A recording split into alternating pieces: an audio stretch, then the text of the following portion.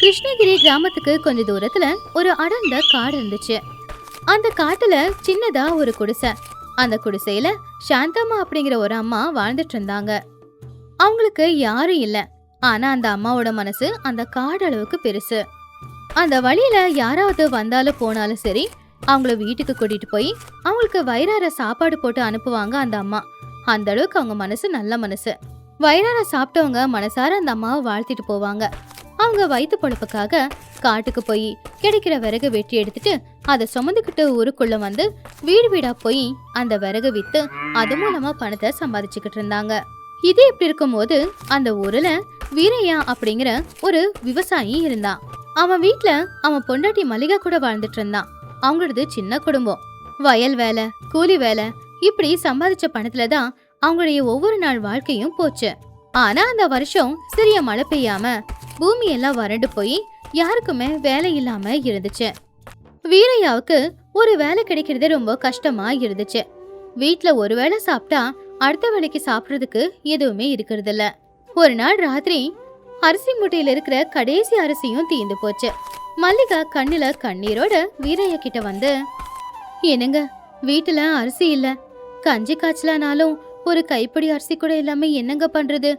ஊருக்குள்ள எங்க போனாலும் யாருக்கிட்டயோ பணம் இல்ல, யாரோ கடனோ கொடுக்க மாட்டேங்கிறாங்க. நீங்களும் பகலும் ராத்திரியும் கஷ்டப்பட்டுக்கிட்டு தான் இருக்கீங்க, கொஞ்சம் கூட ஓய்வெடுக்க மாட்டேங்கிறீங்க. ஆனாலும் வயிறார சாப்பிட சாப்பாடு இல்லைங்க. நீ தைரியமா இரு மல்லிகா, நான் இருக்கேன்ல. நாம கஷ்டப்பட்டு உழைக்கிறவங்க, யாருக்கிட்டையும் கை நீட்ட வேண்டிய அவசியம் நமக்கு இல்லை. நான் இப்போவே காட்டுக்கு போய் விறகு வெட்டி எடுத்துகிட்டு வந்து அதை விற்று வர பணத்தில் நமக்கு தேவையான எல்லாமே வாங்கிட்டு வந்துடுறேன். நீ அழாத. கஷ்டப்பட்டு உழைக்கிறவனை கடவுள் எப்பவுமே நல்லபடியாக பார்த்துப்பான். வீரையா சொன்னது கேட்டு மல்லிகாவுக்கு கொஞ்சம் தைரியம் வந்துச்சு. ஆனா வீரையா பொண்டாட்டிக்கு தைரியம் கொடுத்தானே ஒழிய அவன் மனசுக்குள்ளேயே நாளைக்கு பொழுது எப்படி விடிய போகுதோ அப்படின்னு ஒரு பயம் இருந்துச்சு. அடுத்த நாள் காலையிலேயே வீரையா எழுந்துருச்சு. பொழுது விடியறதுக்கு முன்னாடியே ஒரு கோடாலிய தோல்ல சுமந்துக்கிட்டு காட்டுக்கு மரம் வெட்டுறதுக்காக போனான். வெறும் காலையே நடந்து போய்கிட்டு இருந்த அவன் காலுக்கு கல்லு முள்ளு எது குத்திக்கிட்டாலும் கூட அதை பத்தி பொருட்படுத்தாம போய்கிட்டு இருந்தான். காஞ்சி போய் கீழே விழுந்திருக்கிற கிளைகள் ஏதாச்சும் இருக்கா, இல்ல காஞ்சி போன மரம் ஏதாவது இருக்கா அப்படின்னு பல மணி நேரம் அவன் தேடிக்கிட்டே தான் போய்கிட்டு இருந்தான். ஆனா எங்க பார்த்தாலும் பச்சை பசேல்னு நிறைய இலைகளோட உயிரோட இருக்கிற மரங்கள் தான் இருந்துச்சு. காஞ்சி போன மரம் அவனுக்கு ஒண்ணு கூட கிடைக்கவே இல்லை. நடந்து நடந்து கால்வலி வந்தது மட்டும்தான் மிச்சம். வீரையா ரொம்பவும் சோர்வான் ஒரு மரத்தோட நிழல்ல போய் உக்காந்துக்கிட்டு இருந்தான். விறகு வெட்டி கொண்டு போகணுன்றது அவனிலே சூழ்நிலை. அதனால பச்சை பசேல்னு இருக்கிற மரத்தையே வெட்டலான்னு அவன் நினைச்சான். ஆனா அந்த மரத்தை வெட்ட அவனுக்கு கை வரல. கடவுள் எதுக்காக என்ன மட்டும் இப்படி சோதிக்கிறான்? என் பொண்டாட்டி நான் வீட்டுக்கு தேவையான எல்லாத்தையும் வாங்கிட்டு வருவேன்னு நம்பிக்கிட்டு இருக்கா. நானும் வாக்கு கொடுத்துட்டு வந்திருக்கேன். ஆனால் இந்த காட்டில் காஞ்ச மரம் எதுவுமே இல்லை, எல்லாம் பச்சை பசல்னு இருக்குது. இந்த மரத்தில் நிறைய குருவிங்க கூடு கட்டிக்கிட்டு இருக்கு. இந்த மரத்தை வெட்டினா அந்த கூடு எல்லாமே அழிஞ்சு போயிடும். அதே மாதிரி இந்த மரம் தானே நமக்கு காற்று கொடுக்குது. நமக்கு அடித்தா எப்படி வலிக்குமோ, உயிரோடு இருக்கிற அந்த மரத்தை வெட்டினா அதுக்கும் வலிக்கத்தானே செய்யும். வேண்டாம், நான் பசியால் தவிச்சாலும் பரவாயில்லை, ஆனால் உயிரோடு இருக்கிற அந்த மரத்தை வெட்டக்கூடாது. மரத்தை வெட்டி வாழலான்னு நினச்சது உண்மைதான். ஆனால் உயிரோடு இருக்கிற மரத்தை வெட்டி வாழற அளவுக்கு நான் கொடூரமானவன் இல்லை. காஞ்ச மரம் கிடைக்கட்டும். கடவுளே, என் பசியை தீர்க்க ஒரே ஒரு காஞ்ச மரத்தை என் கண்ணில் காட்டு. அப்படி வீரையா அந்த மரத்தை வெட்டாம அவன் நெத்தியில இருக்கிற வேர்வைய தொடச்சுக்கிட்டு மறுபடியும் காஞ்ச மரத்தை தேடி காட்டுக்குள்ள போனான். பாவம் காலையில இருந்து எதுவுமே சாப்பிடல அப்படிங்கறதுனால அவனுக்கு மயக்கம் வர மாதிரி இருந்துச்சு. அடிமேல அடி வச்சு நடந்துகிட்டு இருந்தான். வீரையா அப்படி நடந்து முன்னாடி போய்கிட்டே இருக்கும்போது திடீர்னு மயக்க போடுற நிலைமைக்கே வந்துட்டான். அப்போ தம்பி தம்பி அப்படின்னு ஒரு குரல் அவன் காதுல விழுந்துச்சு. வீரையா பார்த்தப்போ அங்க ஒரு வயசானம்மா நின்னுக்கிட்டு இருந்தாங்க. அவங்கதான் சாந்தம்மா. அவங்க தலையில விறகு சும ஒண்ணு இருந்துச்சு. வீரையாவோட கைய பிடிச்சு அவனை கூட்டிக்கிட்டு சாந்தம்மா அவங்க வீட்டுக்கு வந்தாங்க. வாப்பா, இதுதான் என்னோட வீடு. முதல்ல கொஞ்சம் தண்ணி குடுக்கறேன், அதை குடிச்சிட்டு உக்காருப்பா. வெயில்ல வேலை செஞ்சதுல உன் முகம் எல்லாம் வாடி போய் எப்படி இருக்கு பாரு. வீரையா அந்த தண்ணிய வாங்கி குடிச்சான். தண்ணிய குடிச்சதும் தான் அவனுக்கு இப்ப கண்ணு கொஞ்சம் நல்லாவே தெரிஞ்சுது. எவ்வளவு கஷ்டம் வந்தாலும் பச்சை மரத்தை வெட்டக்கூடாது அப்படின்னு நீ யோசிச்ச பாரு. உன்னோட மனசு உண்மையிலேயே ரொம்ப சுத்தமானதுப்பா. ஆனா நீ ரொம்ப சோர்வா இருக்கிற மாதிரி இருக்கு. உனக்கு பசி எடுக்குதாப்பா? ஐயோ இல்லைம்மா, நான் நல்லா தான் இருக்கேன். காஞ்ச விறகு எதானே இருந்தால் கொடுக்குறீங்களா? அது கொண்டு போய் சந்தையில் விற்று வர பணத்தில் தான் நானும் என் பொண்டாட்டியும் சாப்பிட்ணும். நீ பசியோட இருக்கிறத உன் கண்ணு சொல்லுதேப்பா. பசிக்கிறவன் கண்ணு என்னைக்குமே பொய் சொல்லவே சொல்லாது. நீ இப்படி வந்து கொஞ்ச நேரம் படுத்துரு. நான் உள்ள போய் உனக்கு வேகமா என்ன சமைக்க முடியுமோ அதை சமைச்சு கொண்டு வரேன். சாந்தம்மா பாட்டி சமைக்கிறத பார்த்து வீரையா ரொம்பவுமே ஆச்சரியப்பட்டான். ஏன்னா அவங்க சின்னதா ஒரு அடுப்பை பத்த வச்சு அதுல ஒரு மண் பாத்திரத்தை வச்சு அந்த காட்டுல கிடைக்கிற சில பூவுங்க, அப்புறம் லவங்கம், அப்புறம் சில மசாலா பொருட்கள் எல்லாத்தையுமே அம்மியில வச்சு கொஞ்சமா அரைச்சி எடுத்தாங்க. பாட்டி சமைக்கும் போது அந்த மனம் வீடு முழுக்க பரவுச்சு. சமைச்சு முடிக்கவும் நேரம் ஆயிடுச்சு. காடும் அமைதியா இருந்துச்சு. மலைப்பூச்சிங்களோட சத்தம் மட்டும்தான் கேட்டுக்கிட்டு இருந்துச்சு. இங்க பாருப்பா, நல்லா இருட்டாயிடுச்சு. இந்த ராத்திரி நேரம் இந்த காட்டு வழியில போறது அவ்வளவும் ஆபத்து. காட்டுல மிருகங்கள் எல்லாம் சுத்திக்கிட்டு இருக்கோம். பேசாம இன்னைக்கு ராத்திரி என்னோட வீட்டிலேயே தங்கு. காலையில போகும்போது அந்த விறகு கட்டையும் எடுத்துக்கிட்டு போ. அதுக்கு வீரையாவும் சரின்னு சொன்னான். அப்போ சாந்தம்மா வீரையாவுக்கு ஒரு வாழை இலைய போட்டு அதுல அவங்க சமைச்ச சாப்பாடு எல்லாத்தையுமே சுட சுட பரிமாறினாங்க. அந்த வாசமே என்ன சாப்பிடு சாப்பிடுன்னு சொல்ற மாதிரி இருந்துச்சு. வீரையாவும் பாட்டி கொடுத்தத சாப்பிட்டு பார்த்தான். சாப்பிட்டு அவன் ரொம்பவும் ஆச்சரியப்பட்டான். அம்மா, என்ன சாப்பாடு இது? இவ்வளோ சுவையான சாப்பாடு நான் இது வரைக்கும் சாப்பிட்டதே இல்லை. இது சாதாரண சாப்பாடு மாதிரி இல்லை, அமிர்தம் மாதிரி சுவையாக இருக்குது. இந்த காட்டுக்குள்ளே எண்ணெயும் எந்த ஒரு பொருளும் இல்லாமல் இவ்வளோ சுவையான சமையலை உங்களால் எப்படி செய்ய முடிஞ்சது? சாப்பாடு சுவையா இருக்கிறது நாம பயன்படுத்துற பொருட்களை வச்சு இல்லப்பா, அது சமைக்கிறவங்களுடைய மனசை வச்சுதான் சுவையாகும். சமைக்கிறவங்க பாசத்தோட ஒருத்தங்களுக்கு சமைக்கும் போது சுவை பல மடங்கு கூடும்பா. சாப்பாடு வயிற்ற நிறைக்கிறதுக்காக மட்டும் கொடுக்க கூடாது. சாப்பிட்றவங்க மனசும் அதை சாப்பிட்டதும் நிறைஞ்சு போகணும். சமையல் செய்யும் போது அவசர அவசரமா செய்யக்கூடாது. சின்னதா தீய வச்சு பொறுமையா வதக்கி கொதிக்க விட்டு செய்யணும். எந்த அளவுக்கு மெதுவா சமைக்கிறோமோ அந்த அளவுக்கு சாப்பாட்டுல சுவை இன்னும் அதிகமாகும். பயன்படுத்துற பாத்திரத்திலயும் கூட சுவை அதிகமாகும்பா. சாதாரணமான பாத்திரத்துல பயன்படுத்தாம நாம மண் பாத்திரத்தை பயன்படுத்தும் போது சுவை மட்டும் இல்ல, அது கூட ஆரோக்கியமும் சேர்ந்து வரும். அப்படி அன்னைக்கு ராத்திரி முழுக்க சாந்தம்மா வீரையாவுக்கு நிறைய சமையல் குறிப்புகளை சொல்லி கொடுத்துக்கிட்டு இருந்தாங்க. சமையலுக்கு எந்த பாத்திரம் கரெக்டா இருக்கும், அதே மாதிரி என்னெல்லாம் பொருள் போட்டா என்னெல்லாம் சுவை வரும், என்னெல்லாம் மனம் வரும் அப்படின்னு நிறைய குறிப்புகளை சொன்னாங்க. இதை கேட்டு வீரையாவும் நிறைய விஷயங்களை கத்துக்கிட்டான். அடுத்த நாள் காலையில சாந்தம்மா பாட்டி வீரையாவுக்காக அவங்க கொண்டு வந்த விறகு கட்டையை கொடுத்து, பத்ரம்பா, உன்னோட பொண்டாட்டிய நல்லபடியா பாத்துக்கோ அப்படின்னு சொல்லி வீரையாவுக்கு அந்த விறகு கொடுத்து அனுப்பி வச்சுட்டாங்க. அந்த விறகு வித்து வீட்டுக்கு தேவையான பொருட்களை அவன் வாங்கிட்டு வந்தான். வீரையாவை பார்த்ததும் மல்லிகாவுக்கு சந்தோஷமா இருந்துச்சு. இப்படியே நாட்களும் போச்சு. அவங்க வாழ்க்கையில எந்த மாற்றமும் வரல. ஆனா காலத்துல மாற்றம் வந்துச்சு. இப்போ வெயில் காலம் போய் மழை காலமும் வர ஆரம்பிச்சுது. இடைவிடாம 3 நாளா ஊருக்குள்ள மழை கொட்டு கொட்டுன்னு கொட்டிக்கிட்டு இருந்துச்சு. அதனால தெருக்கள் எல்லாமே தண்ணியால சேர் சேரா மாறிடுச்சு. ஜனங்க யாருமே வெளியில கால் கூட எடுத்து வைக்காத அளவுக்கு தண்ணி நின்னுக்கிட்டு இருந்துச்சு. மழை வந்ததுல வயல் எல்லாமே கூட தண்ணியில முழுகி போயிடுச்சு. எல்லா வேலையும் அப்படி அப்படியே நின்னு போச்சு.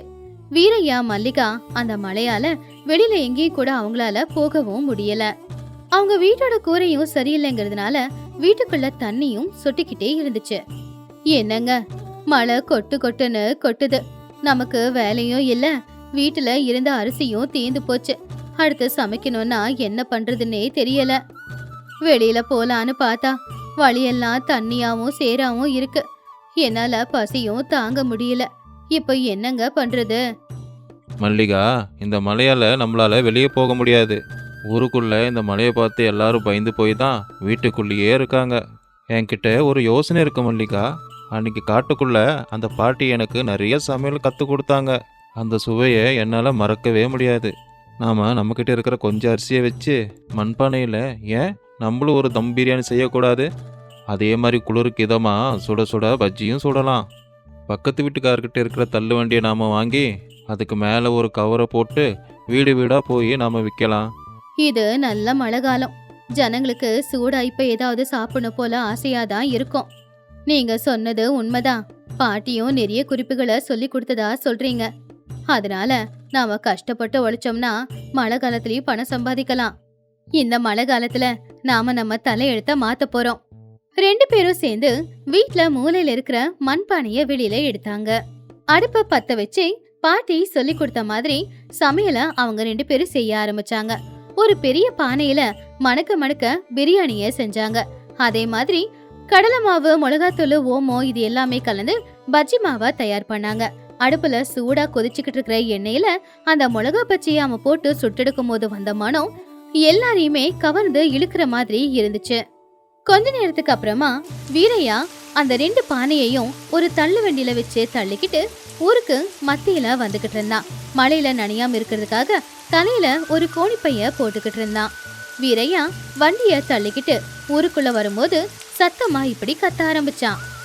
சுட சுட பஜ்ஜி, சுட சுட பிரியாணி, இதை சாப்பிட்டா உங்க குளிரெல்லாம் பறந்து போயிடும் அப்படின்னு சத்தமா கத்திக்கிட்டே ஊரெல்லாம் அவன் சுத்த ஆரம்பிச்சான்.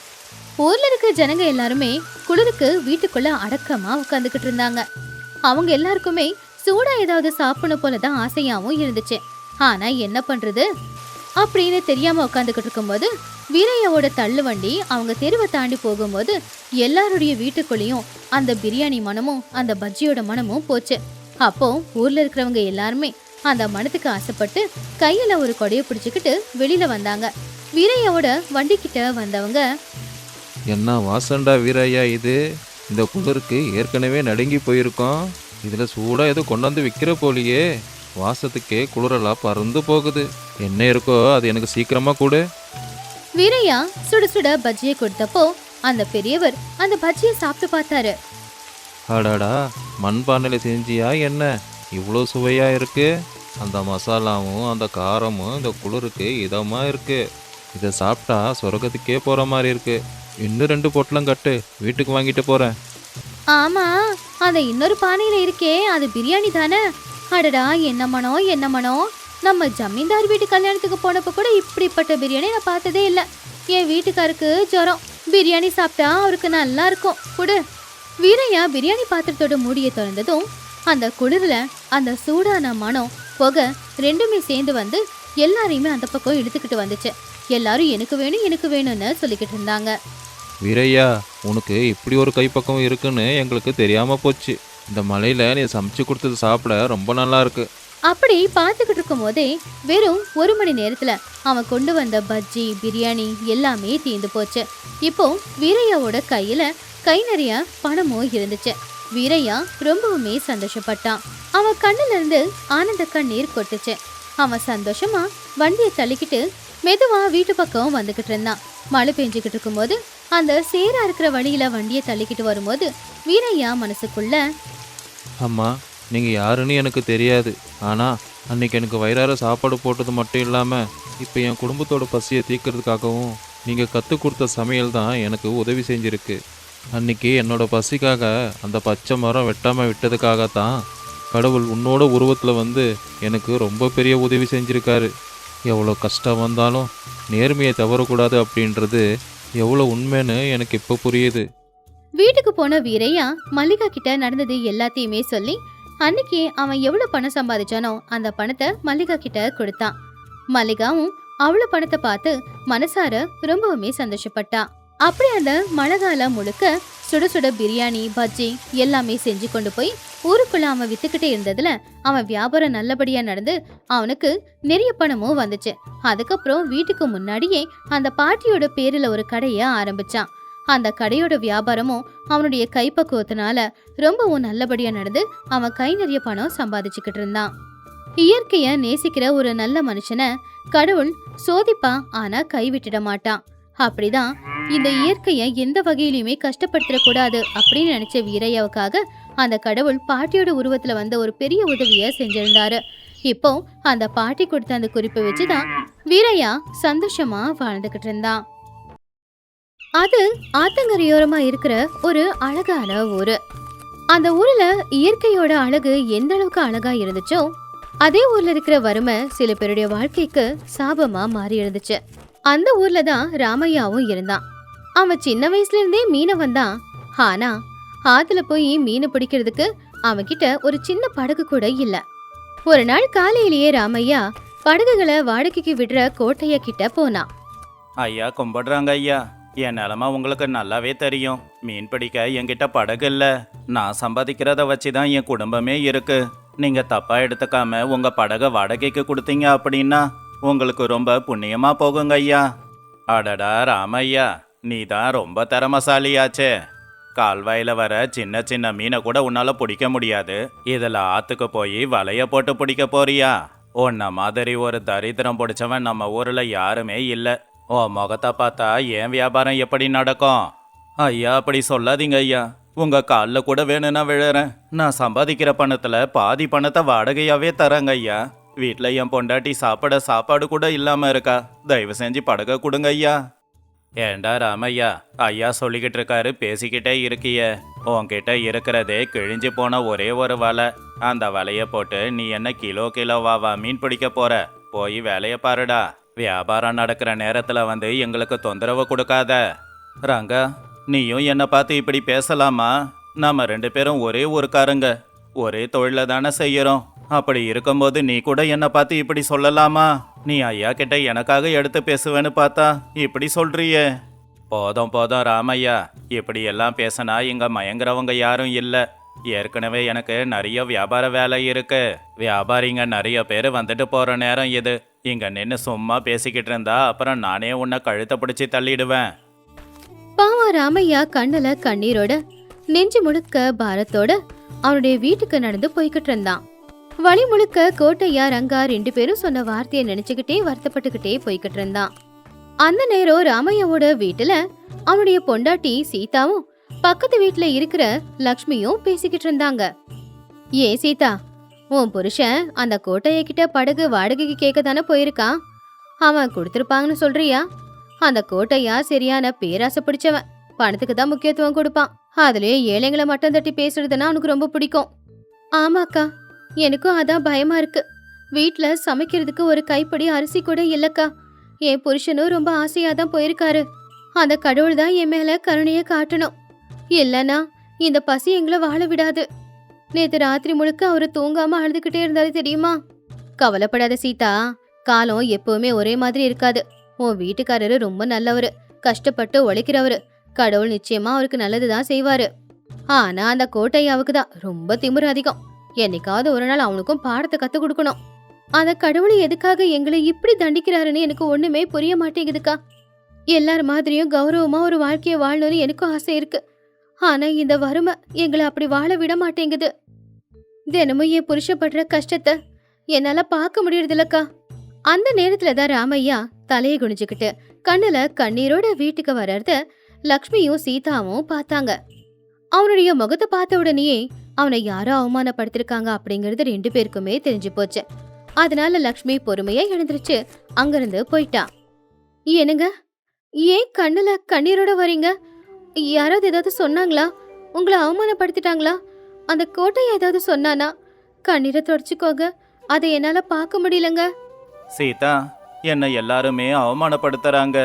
கோட்டையா கிட்ட போய் வாடகைக்கு படகு கேட்டா கால்வாயில வர சின்ன மீனை கூட உனக்கு பிடிக்க தெரியாது. ஆத்துக்கு போய் எங்க மீன் பிடிக்க போறேன்னு அசிங்கப்படுத்துறான்.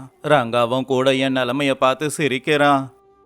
ஐயோ, என்ன கடவுளே இது! ஒருத்தனோட கஷ்டத்தை பார்த்து அவமானப்படுத்தி சிரிக்கிற அளவுக்கு கூட மனுஷங்க இருக்காங்களா? அவன் படகு கொடுக்கலனாலும் பரவாயில்ல, விடுங்க. நம்ம கௌரவம் போகாம இருந்தா போதும். கௌரவமா? வீட்டுல கஞ்சிய கூட காய்ச்ச அரிசி இல்லாத என் நிலைமையில கௌரவம் எங்க இருந்து வரும் சீதா? ஆத்துக்கு போய் மீன் பிடிக்கலன்னா பணம் வராது. படகு இல்லைன்னா ஆத்துல மீன் பிடிக்க முடியாது. எனக்கு ஏந்தா இவ்வளோ கஷ்டம் வருதுன்னே தெரியல. என் பேச்ச கேளுங்க, அழாதீங்க. நம்ம கல்யாணத்தப்போ என் பிறந்த வீட்ல இருந்து எனக்குன்னு கொஞ்சம் நகை போட்டிருக்காங்க இல்லையா, அதை நான் கொடுக்குறேன். அதை நீங்க விக்கிறீங்களோ இதை வச்சு போய் பணத்தை கொண்டு வாங்க. அந்த பணத்தை வாடகையா கொடுத்து படகை வாடகைக்கு எடுத்துக்கோங்க. வேண்டாம் சீதா, வேண்டாம். உன் பிறந்த வீட்டில் இருந்து உனக்கு ஆசையாக போட்ட நகை, அதை நான் கொண்டு போய் எப்படி விற்க முடியும்? என்னால் உனக்கு சரியாக சாப்பாடு கூட போட முடியல. இதில் உன் நகையை வேற கொண்டு போய் விற்கணுமா? என்ன மாதிரி யார் இருப்பாங்க இந்த உலகத்தில்? என்னங்க, எனக்கு என்ன விட இந்த தங்கத்தை விட உங்க சந்தோஷம் தாங்க ரொம்ப முக்கியம். அதுலயும் யார் முன்னாடியும் நீங்க அவமானப்பட்டு நிக்கிறத நான் விரும்பல. இந்தாங்க, இந்த தங்கத்தை கொண்டு போய் அடமானம் வச்சு பணத்தை கொண்டு வாங்க. போய் வாடகைக்கு படகை எடுங்க. தான் பொண்டாடி கொடுத்த தைரியத்தாலையும் அவ காட்டின பாசத்தாலையும் ராமையாக்குள்ளேயும் ஒரு உற்சாகம் வந்துச்சு. உடனே ஆசாரி கிட்ட கொண்டு போய் அந்த தங்க நகையை அடமானம் வச்சு அது மூலமா காசை வாங்கினா. அந்த காசை கொண்டு போய் கோட்டையா கிட்ட கொடுத்து கம்பீரமா இப்படி சொன்னான். ஐயா, இந்தாங்க வாடகை பணம். தயவு செஞ்சு படகை எனக்கு கொடுங்க. நான் என் கஷ்டத்தை நம்பி பிழைக்கிறவன். நிச்சயமா நிறைய மீனை பிடிச்சிக்கிட்டு வருவேன். ஓஹோ, நிறைய பணத்தை தான் கொண்டு வந்து கொடுத்துருக்க. எங்கேயாவது திருடிக்கிட்டு வந்தியா என்ன? சரி, எனக்கு என்ன. இங்க பாரு, படகை உனக்கு வாடகைக்கு கொடுக்க நான் தயாரு தான். ஆனா ஆறு ரொம்ப ஆழமானது. உனக்கு மீன் கிடைக்கலனாலும் எனக்கான வாடகை பணத்தை கொடுத்தாகணும். என் உழைப்பு மேல எனக்கு நம்பிக்கை இருக்குங்க ஐயா. எப்படியாவது கஷ்டப்பட்டு உங்களுக்கான வாடகை பணத்தை கொடுக்கறேன். நான் சொல்லிட்டு மாத்தி பேசுற ஆள் கிடையாது. பார்க்கலாம் ராமையா, ஆத்துல மீனை பிடிக்கிறது ஒன்றும் சாதாரண விஷயம் இல்லை. பெரிய பெரிய மீனவர்களுக்கு கூட சில சமயம் மீனே கிடைக்காம போகும். நீ சாதாரண ஆளு, என்ன செய்ய போற? ரங்கா, காலம்தான் உன் கேள்விக்கு பதில சொல்லும். இந்த ஆத்து தாயி என்னை காப்பாத்துவாங்கிற நம்பிக்கையில நான் மீன் பிடிக்க போறேன். ராமையா ரொம்பவும் ஆசையோட படகை எடுத்துக்கிட்டு ஆத்துக்கு மத்தியில போய் ரொம்ப சந்தோஷமா வலைய வீசினா. ஆனா அவருடைய கெட்ட நேரமோ என்னமோ தெரியல, அவன் வலையில மீன் மாட்டவே இல்ல. கடைசியில பாவம் சாயந்தரம் வீட்டுக்கு வரும்போது வெறும் கையோட தான் வந்தான். என்னங்க, ரொம்ப அசதியா வந்திருக்கீங்க. இன்னைக்கு என்னங்க ஆச்சு? வலையில மீன் மாட்டுச்சா? இல்ல சீதா, என் நேரம் சுத்தமா சரியில்லை. காலையில இருந்து வலைய போட்டு போட்டு கைவலி வந்தது தான் மிச்சம். ஆனா ஒரு மீன் கூட மாட்டல. நான் இன்னைக்கு படகுக்காக கொடுத்த வாடகை பணம் எல்லாமே வீணாதான் போச்சு. பரவாயில்லங்க, நாளே இப்படி நம்பிக்கை இழந்துட்டா எப்படி? நாளைக்கு நல்லதே நடக்கும். போங்க, போய் முகம் கழுவிக்கிட்டு வாங்க. சாப்பாடு செஞ்சிருக்கேன். சாப்பிட்டு முதல்ல நிம்மதியா படுத்து தூங்குங்க. அடுத்த நாள் காலையிலயோ ராமையா மீன் பிடிக்க போனான். ஆனா அன்னைக்கு கூட அவன் வலையில மீன் மாட்டவே இல்ல. இப்படி ஒரு நாள் இல்ல, 2 நாள் இல்ல, மொத்தமா ஒரு வாரம் வரைக்கும் கூட அவனுக்கு மீனே மாட்டல. ராமையாவோட கையில இருந்த பணம் எல்லாம் படகு வாடகைக்கே சரியா போச்சு. வீட்ல சாப்பிடுறதுக்கு ஒரு அரிசி கூட இல்ல. பாவம் ராமையா மறுபடியும் நொறுங்கி போயிட்டான். சீதா, நம்ம வாழ்க்கையே முடிஞ்சு போச்சுல்ல. உன் பிறந்த வீட்டுல போட்ட நகைய கூட நாம இழந்துட்டோம். இப்போ வீட்டுல சாப்பிட சாப்பாடு கூட இல்ல, வாடகை கட்ட பணமும் இல்ல. அவ்வளவுதான்.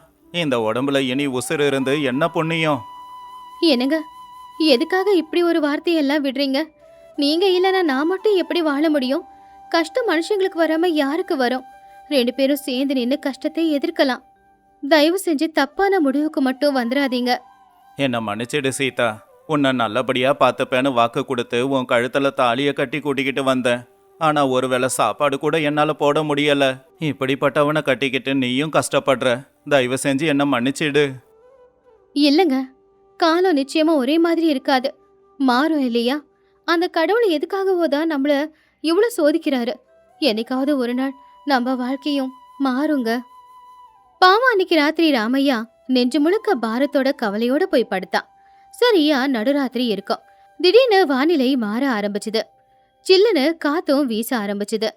சில்லுன்னு காத்து வீசும்போது வேகமா இடி மின்னல் சத்தத்தோட மழையும் கொட்டிக்கிட்டு இருந்துச்சு. அந்த நேரத்துல யாரும் எதிர்பார்க்காத ஒரு அதிசயம் நடந்துச்சு. வானத்துல இருந்து மழை தண்ணி மட்டும் கொட்டல, அது கூடவே பெரிய பெரிய மீனுங்களும் கொட்டுச்சு. அந்த மீனுங்க எல்லாமே ராமையாவோட வீட்டு வாசல்ல தான் கொட்டுச்சு. அடுத்த நாள் காலையில கதவு திறந்துகிட்டு வெளியில வந்த சீதாவுக்கு ஒரு அதிசய காட்சி காத்துக்கிட்டு இருந்துச்சு. அத பார்த்து அவ கண்ணை அவளாலேயே நம்ப முடியல. உடனே சத்தமா வீட்டுக்காரனை கூப்பிட்டா. ஏங்க, என்னங்க, கொஞ்சம் வெளியில வாங்கல. ஐயோ, சீக்கிரமா எழுந்துச்சு வாங்க. இந்த அதிசயத்தை கொஞ்சம் பாருங்களேன். என்னாச்சு சீதா? ஏன் கத்துற? காலையிலேயே என்ன நடந்தது? ராமையா வெளியில வந்து பார்த்தா அவங்க குடிசையை சுத்தி ஒரு பெரிய குளமே உருவா இருந்துச்சு. அந்த குளத்துல பெரிய பெரிய மீனுங்க எகிரி குதிச்சு விளையாடிக்கிட்டு இருந்துச்சு. அது பார்க்கிறதுக்கு ரொம்ப அதிசயமாவும் ரொம்பவும் ஆச்சரியமாவும் அவனுக்கு இருந்துச்சு. கடவுளே, இதெல்லாம் உண்மையா? இல்ல நான் எதனா கனவு கண்டுகிட்டு இருக்கேனா? என் வீட்டு வாசல்ல மீன் குளமா? சீதா, ஒரு தடவை எனக்கு இல்லு. ஐயோ, இது உண்மைதாங்க. ராத்திரி மழை பெஞ்சதுல மீனுங்க ஆத்துல இருந்து இந்த பக்கம் வந்திருக்கும் போல.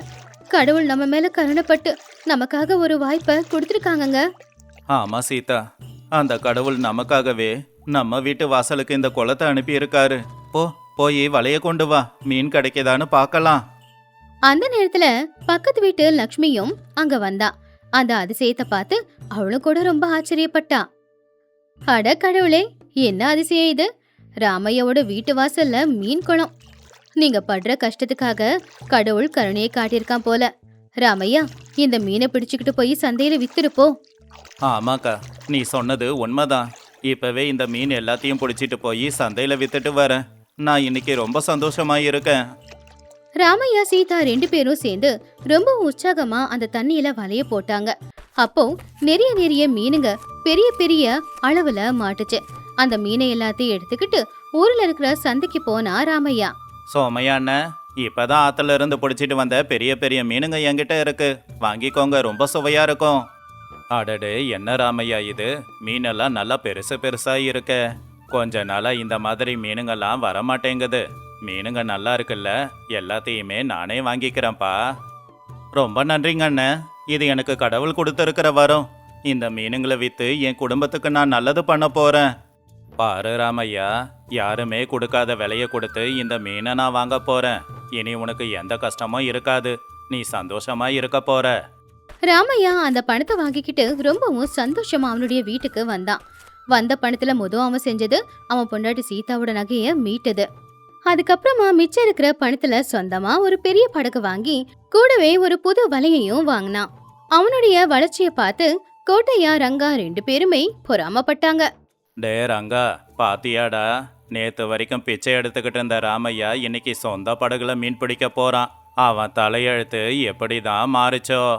ஆமாங்க ஐயா, அவனை எவ்வளவோ மட்டம் தட்டி பேசணும், ஆனா கடவுள் அவனுக்கு துணையா இருந்திருக்காரு.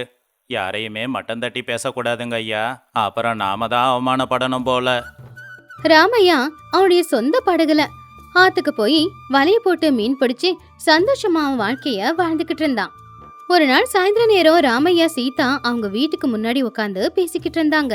சீதா, அன்னைக்கு நான் கவலையில உசுர விட்டுருந்தா இன்னைக்கு இந்த சந்தோஷத்தை நான் பார்த்துருக்கவே முடியாதுல்ல. நீ கொடுத்த தைரியம் தான் எல்லாத்துக்கும் காரணம். ஆமாங்க, நம்ம எவ்வளவுதான் கஷ்டப்பட்டு உழைச்சாலும் நல்ல நேரம் வர வரைக்கும் நாமளும் பொறுமையா தான் இருக்கணும். அந்த காலம் நிச்சயமா நமக்கு வந்தேதான் தீரும். ஆனா அதுக்குள்ள நாம தப்பான எந்த ஒரு முடிவும் எடுத்துடக்கூடாது. சரியா சொன்ன சீதா, வாழ்க்கையில கஷ்டம் வரத்தான் செய்யும், ஆனா அதை பார்த்து பயந்து போய் நாம வாழ்க்கையை இழந்துடக்கூடாது. காலம் என்னைக்கா இருந்தாலும் மாறும். வாழ்க்கையில எவ்வளவு கஷ்டம் வந்தாலும் சரி, தைரியமா நிதானமா பொறுமையா இருக்கணும். ஏன்னா எல்லாருக்குமே வர நல்ல காலம் நமக்கு மட்டும் வராம போயிடுமா என்ன? ஏன்னா நமக்கு வர கொஞ்சம் தாமதமாகும். அதுக்குள்ள அவசரப்பட்டு தேவையில்லாத முடிவுகளை எடுத்து வாழ்க்கையை நாம தொலைச்சிடக்கூடாது.